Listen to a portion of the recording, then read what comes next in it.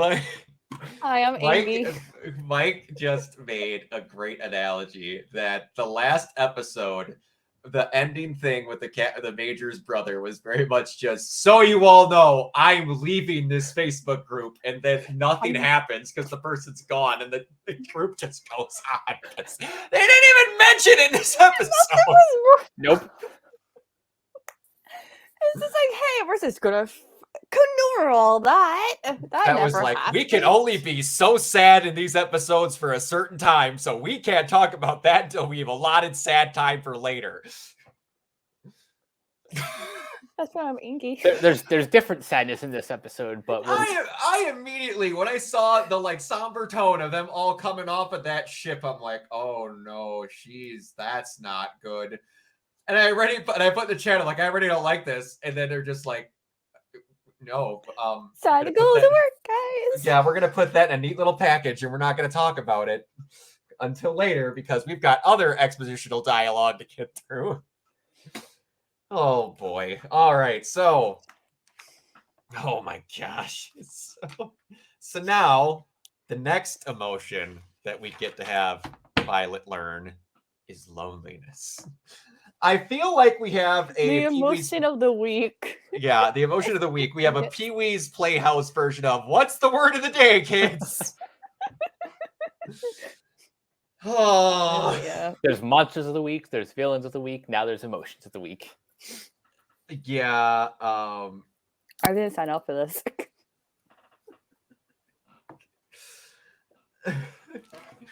Man, I was at the beginning of this episode. I heard Leon, which we learned his name later, talking about. He's like, "Man, I used to hate they did those jobs." I'm like, "Guy, why do you hate them? What did they do to you?" Like, what's your beef, yo? He's a 2006 emo kid. I hate you, and I hate the bands you like. Leon. Hey, Leon from Resident Evil isn't goth, but he's got goth hair, so it's just not black, it's blonde. But I was so happy we got to see the writing school kids again. Yeah. Like I was like, yeah, Violet Evergarden Pure is back. Good old Luculia. Back. I was like, oh yeah, you all have different haircuts now. That's why I didn't recognize all of you right away. Yeah, now in this episode, Violet has been working as a doll for a whole year now. Yeah. So like how each episode there's like time skips. Yeah, it's kind of nuts how they're just letting this job flow, and unless you're not paying close attention, you don't realize how much time is passing. So how much time was between when Captain Dickhead came by and this? Like I don't need sleep. I need answers. He didn't mention a damn thing about the captain. She still doesn't know. But by the way, when this show was like originally released, it was weekly.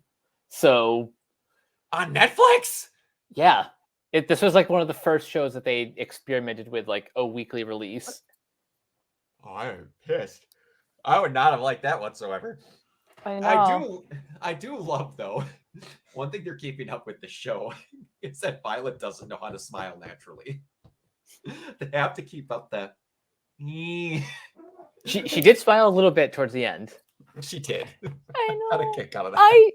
I was shipping her and Leon the whole time. So how this episode ended was fucking rude. Yeah, the and fucking audacity. That's why I'm ingy. Okay. And it's like, I do love that. Like, you're just like, I hope you can keep up with me. What's your next line? Yeah. Come on, keep going. Let's go. Chop, chop. You're too slow for me. It seems that our efficiency is good. We just did 3 days of work in 2 hours. And I love it. Leon's like, how are you able to stand from all that work? I'm like, guys, she wasn't typing with her feet. She has mechanical arms. I don't think they tire that easily. Plus, being in the military, you know. Yeah, you got that discipline. Military at the age of 14. For the 4 months she was in, where it seems like she was John Wick for the amount of experience that she has. But yeah, so I think one of my favorite Violet moments happened in this episode where she's just nonchalantly going, "No, y'all are dickheads. I don't want to talk to you."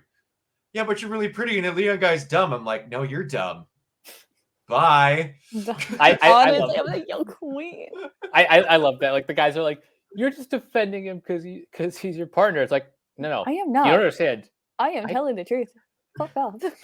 Yeah.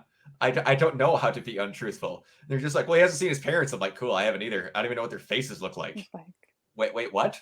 But you can't be a loser like he is. He's not a loser. You are. What are you gaining from this?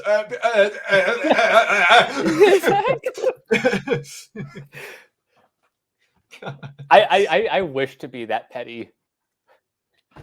Like, how? It's just, it's so good. And and all of her dialogue is so not over the top. It's so just base level of like, Yeah. that's how every sane person never has to go overboard. They just have to go, "Oh, I'm good." She's the most level-headed person in, like, all of anime. It's Honestly, kind of yeah. ridiculous because she doesn't. It also might be because she's just like, since I don't have a great grasp on human emotions, I'm just like, why would I want to even think to be a dickhead? Yeah. Like, that's not amusing. And when you don't have the emotion of even thinking of that, just kind of like, I'm thinking only logically here. That's dumb. I'm not weird. I don't think I'm weird. I'm not weird. But- You're weird. Exactly. Shut up. Like, again, with her military training, why are you eating alone? You are very vulnerable when you eat. Your reaction the time enemy. is slow. Hey, girl. And I like how she doesn't preface with "I was in the military." She puts "I was in the military" last, after she talks about how you don't want to get killed while you're eating. Girl, you would normally lead with that statement. Violet, you are so much like a polite feminine Drax that it's ridiculous. She is a mood, and she's the best. I love She her. is. She's awesome. Like I said, if anything happens to her, I'm killing them both. I don't know because we've got movies, and I don't know if they're in the past or like what happened. I don't know, but we'll see. I don't know.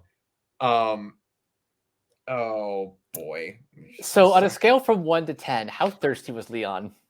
After he figured out that she was a good, decent human being, extremely. We were talking middle of Sierra Desert thirsty. Yeah. Hella thirsty.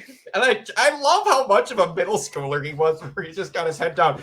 "Come and meet me at the observatory tomorrow. I think it'd be really cool. We should go on a date, and I think you're really cute. Bye." He was just holding up, like, yeah, you should come. "Tell me you'd want to see this. Tell me you think what I think is cool."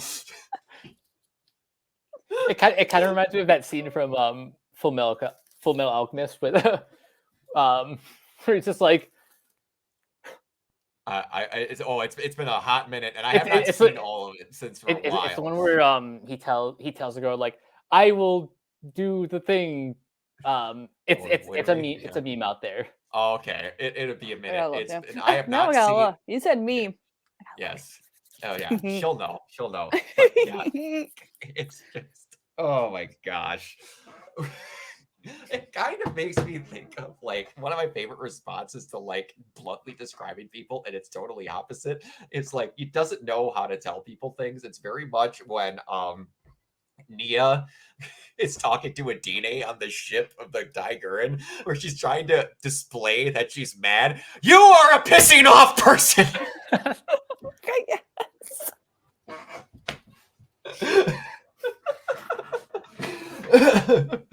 Oh man, it's just everyone. They are so good at overdoing, but not overdoing at the same time.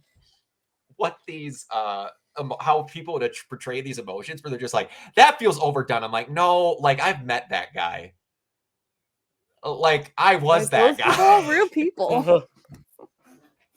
And yeah, it's just, man, don't waste frames is another thing that I enjoy about the show. We're just like, okay, I'll meet you at the observatory in 2 days. Bye. We have nothing else that needs to get covered in that time. So we're gonna show light and shadow passing in a room, and then we're We're just gonna show the days going by in one singular room. oh, it's great. They just get to that, they see it, and like how they described loneliness Is honestly pretty accurate. it It's is really spot on. yeah, and it's just she's just like, oh, Oh I shit! don't What know up? I've been feeling that for a while. I wouldn't want to live if he wasn't around. Like that's deep. Yeah. And then we get to the cock blocking moment where he's like, "Oh, you must be in love with look, there's a comment, there's a comment." And it was like he was about to tell her, he's like, "You're in love with this guy. I'm about to solve all your problems, but no, wait, there's Pretty. Oh, look how tiny! Look at the thing you wanted to talk Oh, about. that's It's that, yeah." God, he's like, "No, I don't care about the damn comment. I want to talk about this." But yeah, it's very well done. And then it's just like, man, she's like, if we were in different places, we would have beautiful, beautiful children in a few years when I'm legal. It's pretty much what that ending was. Basically. Oh yeah, man, and then that beautiful, like, they are so high up in that shot. They are like 30 stories above the clouds with how tall that freaking railway car was. And then I just love also where he's just like, I didn't say this to you, but I'm gonna think I did when you're 4 car blanks below the clouds. We'll see again one day. And it totally ruined the mood for me because being a child of the 90s, I've seen Joe Dirt, and he's just like, do you think maybe one day we could look up and we'll both see that same star again? And it's that dumb moment where he's like, ever have that moment where you're looking up at the sky and you think that at some point that person you love is looking up at that same sky, and in that moment you're together again? Ah! He did not. Joe Dirt knew the meaning of true love. That's what I meant. I can't believe we did not even remotely discuss murder rampaging Violet Evergarden during this entire episode. Murder! Where was it? That's why I'm angry. Really? You're more angry that there was no murder and not the fact that those two didn't get shipped? I'm angry about this whole episode. This episode, as much as I enjoyed it, was a distraction. Yeah.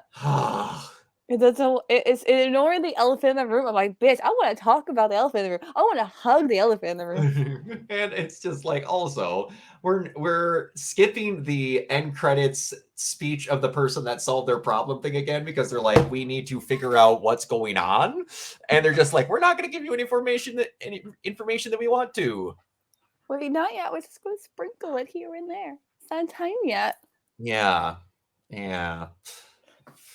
Although I have a feeling the next couple episodes are going to be pretty heavy. Yeah. Because the truth has to come out eventually. We have 6 episodes left. It has to be. But like next recording section, maybe. Probably. You get that. You get full full whack with it. That's our luck. That's probably what's going to happen. But, boy. Yeah. We'll have to deal with it when it gets there. All right, Mike, where can everybody find you? You guys can find me on Twitter at Captain K42. You can find my quick thoughts on letterboxd.com/CoachK42. And you can find me in all the various Facebook groups just at my name. You can check out Renegade Pop Culture on Facebook and Twitter at Ren Pop Culture. Also on YouTube. You can find us on Podchaser and the Banana Meter. Listen to all of our podcasts on Anchor, Spotify, Apple Podcasts, etc. And last but not least, everything can be found at renegadepopculture.com. You can escape, so do we. And Masao. And you can find me on Twitter at 20028. And you can find me everywhere at Organoid0. And until next time, we will see you all later. Bye. Peace. Bye.